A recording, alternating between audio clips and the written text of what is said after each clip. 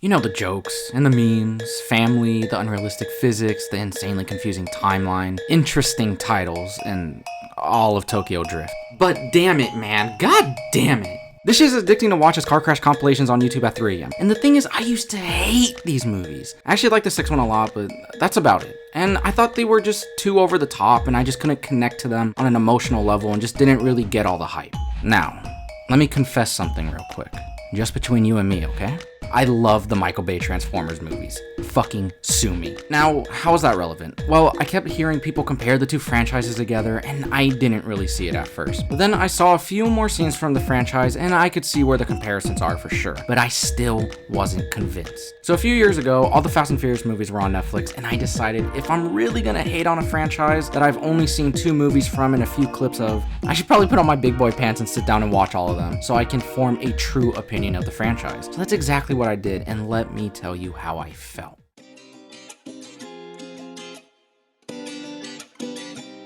I believe that the Fast and Furious series is broken up into 3 separate eras. The first one being the racing/heist era with 1 through 4, and then the spy era that starts with 5 and ends with 7. And now we are currently in the final era that I like to call the batshit insane era, with the 8th one being the big catalyst for that, and then goes through Hobbs and Shaw and F9, and I'm sure we'll continue with Fast X. Now, look, I know that there are overlappings of the eras, with Fast 5 still having some heist elements and 8 having spy elements still, but for the most part, you can clearly see when a new era starts in the franchise. Now, with the first era, I actually did enjoy it, but not as much as the spy era, but as much as I liked the first film in the series, it still didn't completely sell me on the franchise. I enjoyed the action sequences, and the obvious ripoff of Point Break didn't bother me, because at the end of the day, what this first movie did that eventually got me to want to continue forward is the fun characters. I think they were all extremely likable, and I love how the franchise takes smaller side characters like Michelle Rodriguez's Letty or Jordana Brewster's Mia and expands upon them as we, go forward in the series. And I love the on-screen chemistry of the 2 leads. I was wrapped up in the story by the end of it because I actually liked these people and hoped everyone would be able to get away with all their plans and schemes. So yeah, I think at the bare minimum, it did what it needed to do for me. Too Fast, Too Furious and Tokyo Drift are just alright. I don't think Tokyo Drift is as horrible as people used to say it was, but yeah, it's extremely dumb at times, but the race sequences are thrilling as hell to watch and did bring a different energy and enjoyment to the franchise. But the second act drags, and the movie as a whole feels like 3 different movies. And with Too Fast, Too Furious, it's just fine. There's nothing to really gush about. I like Tyrese and Ludacris's introduction, and I like that there were actual consequences for Brian. And Paul Walker is such a strong leading man, and brings enough charisma and charm to hold this movie, and his more straight man antics bounce off Tyrese's more over-the-top, eccentric humor perfectly. But there's not much here, and by the end of this era, I'm still not convinced that I can be emotionally invested, even though I do like these characters. Now, Fast and Furious, not to be confused with the Fast and the Furious, and if you get that wrong, you're a stupid bitch, was surprisingly the film to actually turn my opinions around on the franchise. I know, I'm a sadist. I think this film is actually the most underrated in the whole series, and feels awesome to see all these characters we like from the first 3 films come together, and it kind of feels deserved to get another one. This one has a nice little detective noir element, well, as much of a detective noir element a Fast and Furious movie could have. And I loved that. The action sequences were really cool, and I liked the inclusion of Brian working for the FBI. And bringing Han back? Come on, that's epic. Even though that makes the whole timeline an absolute mess, but I think for the most part, they handled that aspect of things well up until F9. And obviously, since Tokyo Drift is supposed to take place in 2014, it makes the movie a little, confusing. But yeah, the first film is pretty enjoyable, especially with multiple rewatches. Too Fast, Too Furious, sick title, alright movie. Paul Walker is awesome. The first and last act of Tokyo Drift is actually really fun, even with its completely underwritten script. Fast and Furious is my favorite of this era and has some kick-ass action scenes and an underwhelming final act, but it did change my mind on the series as a whole.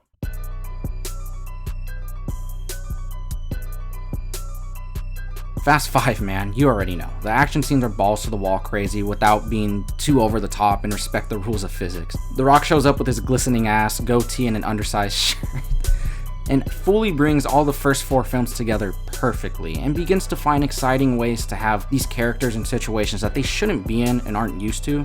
Fun stuff, man. I genuinely love this movie and think it solidified that I want to continue forward with the franchise. I don't want to repeat what most people have said, so I'm just going to move on since you already know why this film works so well. The 6th film was the first in the series that I actually saw in its entirety the year it came out. My dad likes the series, which I even need to say that? Every dad loves this franchise. He rented it on Redbox. Yeah, you remember that? I watched it and thought it was freaking awesome. And whenever I thought about how I wasn't the biggest fan of the series and thought the movies were dumb, I would feel guilty because I would always think of Fast and Furious 6 and remember how many times I would watch it over the years and how much I truly did enjoy that film. And now with actual context from the franchise, I love this movie more than all the other times I watched it. Furious 7 was another turning point for me in the franchise. It's the first time I actually felt emotionally connected in a way I just wasn't before. I mean, the ending is pretty awesome. Don't tell me you didn't get a little choked up at the Paul Walker send-off. It made me realize how much I actually really do like the series, and I would say this movie cemented the fact that I actually do like these characters more than I thought I did, and was wrong about it to a point. Sure, I was right about the ridiculousness. I mean, this is also the same movie that has this scene.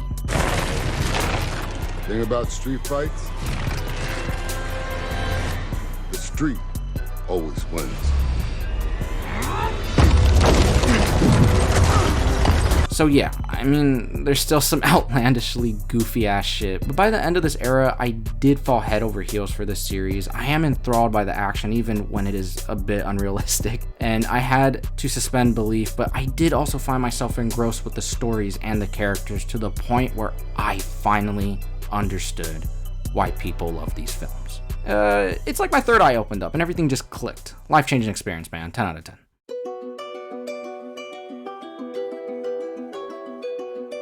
Our new and possibly final era of the Fast universe is here in real time, and I can see that people are starting to get annoyed with the movies now, but it seems like there's still a good amount of people that are sticking with them. But damn, honestly, after that 9th one, I don't know. And as of recording this, I haven't seen the 10th one yet, because I'm gonna go on a Tuesday for that $5 discount deal because I'm broke as shit. But from the reviews I've been hearing, it seems like it's a tad bit more tame than 9, but not by a lot. And it seems like it started with 8, a movie that seems like it was piggybacking off the whole good guys fighting each other trend between 2016 and 2018. And it really just went balls to the wall with the physics, more so with The Rock. This dude literally has superhuman strength and it's actually insane. My man becomes bulletproof. Well, I mean rubber bulletproof.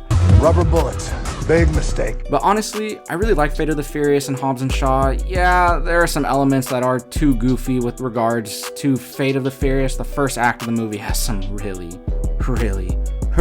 rough dialogue, but that movie has some genuinely great scenes. Whether it's the action scenes, like the whole chase in New York where they did an incredible amount of real stunt work, or the prison breakout with the exciting hand-to-hand fight choreography. But beyond the action, there was still a nice emotional backbone to hold on to, and some damn good scenes with Dom and Cypher. Like the scene where she kills Elena's character and the conversation, I don't know why I laughed about that, and the conversation they have afterwards. It made me realize that Diesel is a way better actor than people give him credit for, and I think this movie has his best performance in the franchise. And yeah, I mean, the whole fact that it started with a bunch of street racers and a small semi-truck heist, then devolved into stopping World War III multiple times, and stopping actual superhumans with superpowers from destroying the world is mind-boggling, but yeah, I mean, I guess somehow we got here. But in the case of Fate and Hobbs and Shaw, I was still down with it. The characters were still lovable and the plots were fun and interesting enough to keep me engaged, but 9.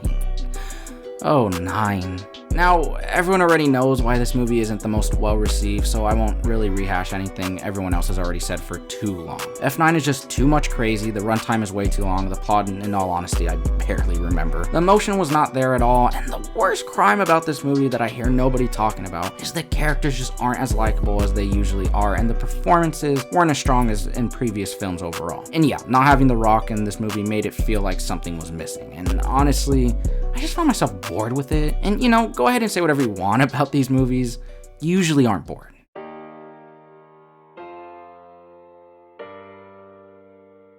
So now that I'm caught up, how do I feel about the franchise overall by the end of this journey? I actually really do like the series as a whole. The only ones I don't really like all that much are Too Fast, Too Furious and F9, and I'm okay with its flaws because I think its flaws are kind of what make the franchise work. But what the past few entries have hopefully learned is that it's all about to what extent, and they have to do it with a little bit more restraint. And you know, I'm glad I ended up giving these movies a chance because there's something comforting about simply having fun with a movie. Not everything has to be this dark and serious drama. Sometimes all it takes is a group of people that you can tell have a bunch of passion to tell a story that interests them.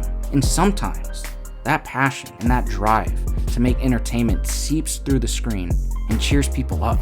When you're down, sometimes you don't want to watch something that reminds you of how cruel the world truly is. Sometimes you just want to snuggle up with your loved one, your friends, or your family, and just watch something that's gonna put a big, stupid grin on your face and make you feel safe. So yeah, these movies might not be cinema, but I'm sure they've helped a lot of people feel good in the times that were rough and forget about their problems for just 1 second. And to me, if something can make you feel that way, why can't it be considered art? Did I just call the Fast and Furious movies art? You're goddamn right I did.